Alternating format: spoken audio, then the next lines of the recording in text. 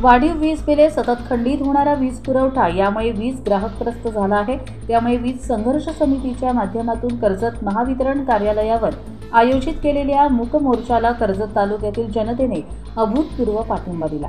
मोर्चामध्ये संतप्त ग्राहक यांची शेकडोने उपस्थिती असल्याने मूक मोर्चा छत्रपती शिवाजी महाराज स्मारक येथे थांबवण्यात आला। मूक मोर्चामध्ये सहभागी 7 महिला पदाधिकारी यांनी महावितरण कार्यालयात जात निवेदन सादर केले असून महावितरण कंपनीकडून सर्व विषय मार्गी लावण्याची कार्यवाही सुरू असल्याची माहिती दिली। याचवेळी महावितरण कंपनीकडून समस्यांचे निराकरण होत नाही तोवर आंदोलन सुरूच राहील असा इशारा देण्यात आलाय। दरम्यान मूक मोर्चानंतर 1 ऑगस्टपासून महावितरण कंपनीचे विरोधात साखळी उपोषण आणि 15 ऑगस्टपासून प्राणंतिक उपोषण करण्याचा इशारा देण्यात आला।